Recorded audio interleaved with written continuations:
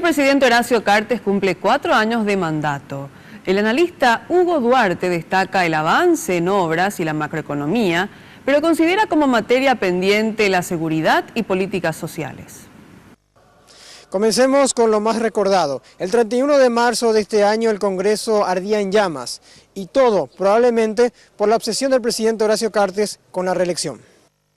Quiere decir que él escuchaba a grupos económicos y escuchaba también a un entorno político muy cercano a él, que lo obligó después a tomar esa decisión. Para el analista, el presidente arrancó su gobierno queriendo desligarse de la política prebendaria y clientelista, pero poco a poco su entorno fue marcando el estilo de gobernar. Con el tiempo las urgencias políticas van determinando otros rumbos, no el nuevo rumbo que había dado o que había dicho, ¿verdad? No necesitamos ir muy lejos para encontrar cinturones de pobreza. La mayoría están compuestas por campesinos y desempleados. De vivir la pobreza rural, vienen aquí a sufrir la pobreza urbana. A los 4 años de gobierno del expresidente Fernando Lugo, la pobreza total era de un 32%, y a los 4 años de Cartes no hubo un notorio cambio, llegando a 28%. El gobierno de Cartes tiene esta característica. Puede jactarse de logros económicos en el sentido de un crecimiento permanente, pero ese crecimiento no lo puede demostrar en un mejoramiento de la calidad de vida de la población. Para el licenciado Hugo Duarte, las obras de infraestructura en rutas son lo positivo, pero se olvidó de departamentos que verdaderamente necesitan de obras.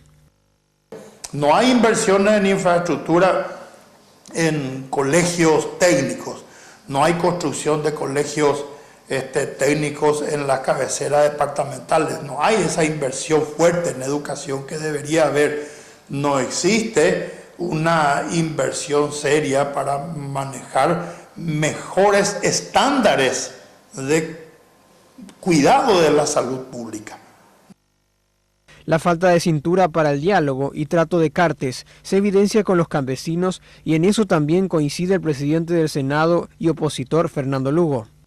Que hace falta un gran pacto social, no tiene esa capacidad de diálogo con las diferentes fuerzas políticas del país. Según el profesor Duarte, las fuerzas de tarea conjunta no cumplen su cometido, y mucho menos se ve que se busque salvar a la ciudad de Pedro Juan Caballero del narcotráfico. Hay que reconocer que hay que establecer una política de lucha y combate frontal a la incursión de los cárteles de narcotráfico en la frontera. Eso es fundamental. Tomar la decisión política de buscar los recursos, tener los recursos humanos bien preparados y entrar para defender a la ciudadanía. En esto también coincide la senadora cartista Lilian Samaniego. Sí, para mí la gran deuda que sigue teniendo, a pesar del gran esfuerzo que se está haciendo en la parte de seguridad.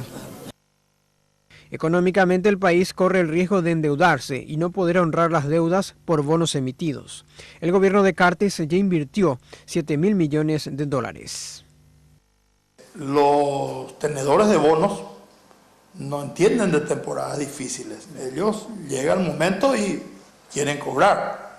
Y vamos a tener que apelar a hacer alguna reingeniería del presupuesto, y donde generalmente se saca el dinero para hacer frente a la deuda. Se saca el dinero de los programas sociales. Pero no todo es negativo para el que dirige este palacio. En 4 años el presidente Cartes entregó al menos 20.000 viviendas sociales. Esperamos que el sucesor no cometa los mismos errores que estuvimos analizando. Sergio Valdés, Reguaraní.